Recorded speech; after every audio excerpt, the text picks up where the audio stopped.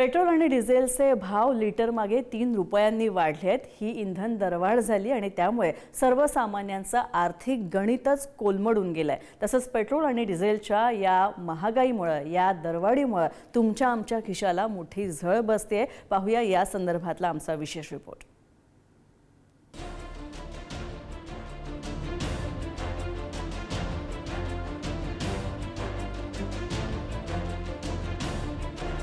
पेट्रोलचं शतक तर डिझेलची 90 पार।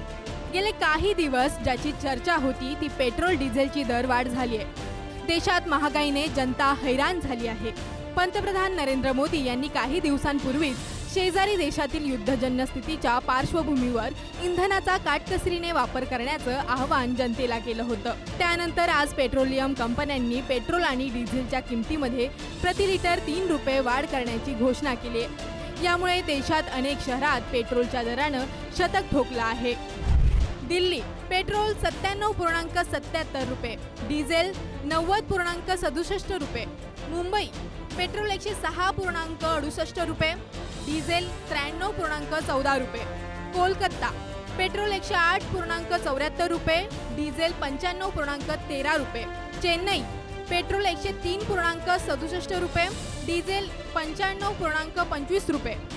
सरकारने दिलेल्या माहितीनुसार जागतिक ऊर्जा बाजारातील अस्थिरतेने भारताकडे सध्या सुमारे 60 दिवसांचा इंधन साठा आणि जवळपास 45 दिवसांचा LPG साठा उपलब्ध आहे। कच्च्या तेलाच्या वाढलेल्या किमतीनं कंपन्यांना दररोज सुमारे 1000 ते 1200 कोटी रुपयांचं नुकसान सहन करावे लागत होतं। त्या पार्श्वभूमीवर हा निर्णय घेण्यात आला आहे। मात्र पेट्रोल डिझेलच नाही तर वाहनधारकांना CNGच्या दरवाढीचा फटका बसला आहे। इराण संकटामुळे पुरवठ्यावर परिणाम झाल्यानं CNGच्या दरात 2 रुपयांनी वाढ करण्यात आली आहे। रोजच वाढत राहिलं तर गोरगरिबांना जगायचं कसं? आम्ही काय मिनिस्टर लोक आहे का? मिनिस्टरच्या ताफ्यात बघा किती हजारो गाड्या पुढे असतात, पाठीमागे असतात। ते कमी केलं पाहिजे कि सब गवर्नमेंट अपना खुद का सोचती है, लेकिन कभी उन गरीब और आम जनता के बारे में कुछ नहीं सोचती कि महंगाई मतलब दर पे दर बढ़ रही है। मोदी सरकार है वो खुद ये कह रही है कि सब मतलब पेट्रोल बचाओ, लेकिन उनका काफिला और उनका घूमने का उसका खर्चा तो कोई नहीं देखता। 3 रुपये म्हणजे छोटी गोष्ट नाही। प्रत्येकाकडनं 3 रुपये इंटू नंबर ऑफ काउंट प्रत्येक जण इथे पेट्रोल भरत असतो, तर तुम्ही विचार करा त्याप्रमाणे लोकांना किती त्रास सहन करावा लागतो। यामध्ये पूर्णतः सरकारची चुकी आहे। सामान्य नागरिकांवर सरकारने विचार करून जे काही आपले आंतरराष्ट्रीय धोरण आहे ते निश्चित केले पाहिजे। या निर्णयानंतर राजकारणही तापलं। सरकारच्या या निर्णयावरून काँग्रेसने मोदी सरकारवर निशाणा साधलाय आणि भाजपने काँग्रेसला उलट सवाल केलाय। चुकीच्या विदेश धोरणामुळे ही परिस्थिती भारतावर ओढवलेली आहे। चीनचे 30 टँकर निघतात, आपले 2-3 नाही निघू शकत। याचं कारण असं आहे की इस्रायलला बाप बनवला आणि अमेरिकेच्या मांडीत अदानीच्या भीतीने, इस्टीन फाईलच्या भीतीने जाऊन बसल्यामुळे आपल्याला इराण आणि रशियाने दूर केलं। राहुल गांधींना देशाची काळजी आहे, देशाच्या जनतेची काळजी आहे, त्यांनी पहिलेच सांगितलं। नरेंद्र मोदींना हे निवडणूक जीवी असल्यामुळे निवडणूक जिंकणे, निवडणुकीमध्ये गडबडी करणे, जनतेला धोका देणे हा त्यांचा स्वभाव असल्यामुळे त्यांनी ते केलं। ही काँग्रेस अमेरिकेच्या अप्रत्यक्ष पाठिंब्या म्हणा किंवा तिकडून मिळणाऱ्या पैशातून सातत्याने देशावर टीका करत होती। तर राहुल गांधींनी अमेरिकेच्या राष्ट्राध्यक्षाला एकदा विचारलं पाहिजे की अमेरिकेचे जे पेट्रोलचे दर आहेत त्या इराण युद्धाच्या पार्श्वभूमीवर किती टक्क्यांनी वाढले। पण आता विरोधकांना दुसरं कामच नाही ना। आता सगळ्या बाजूने निवडणूक, राज्याच्या निवडणुकीत ते तोंडावर आपटलेले आहे। आता आपला अपयश जगण्यासाठी मला वाटतं असे बेछूट आरोप करतायत।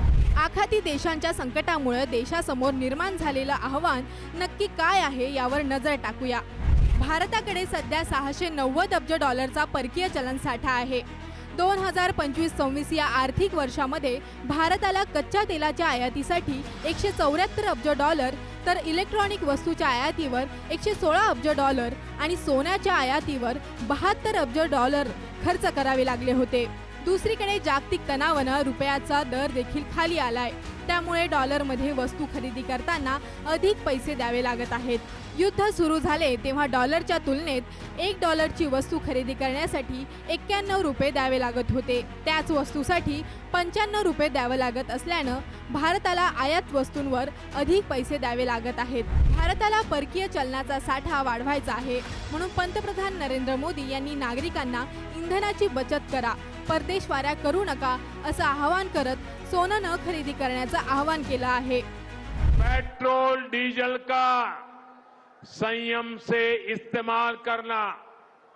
साथियों, हमें पेट्रोल डीजल का उपयोग कम करना होगा। कोई भी फंक्शन हो, कोई भी कार्यक्रम हो, हम सोने के गहने नहीं खरीदेंगे और हमारी देशभक्ति हमें ललकार रही है तो कम से कम 1 साल के लिए हमें विदेशों में जाने की बातों को टालना चाहिए। सत्ताधारी पक्ष आणि विरोधक यांच्यात आरोप प्रत्यारोप सुरू आहेत. मात्र जागतिक ऊर्जा संकटामुळे देशात महागाई मोठ्या प्रमाणात वाढली आहे.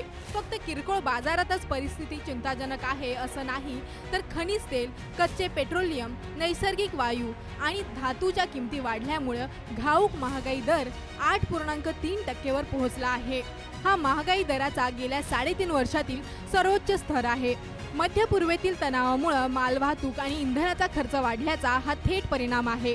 फ्रान्समध्ये 25% वाढ आहे, जपानमध्ये 35% वाढ आहे, जर्मनीत 27% वाढ आहे, इस्रायलमध्ये 30% वाढ आहे, दक्षिण कोरियात 30% वाढ आहे, इटलीमध्ये 30% वाढ आहे, सिंगापूरमध्ये 30% वाढ आहे, पाकिस्तान सारख्या देशात 200% वाढ आहे आणि आमच्याकडे मात्र मोदीजींनी मात्र 3.5% वाढ या ठिकाणी केलेली आहे आणि ती देखील आता इतके दिवस तर ती वाढ त्यांनी होऊ दिली नाही.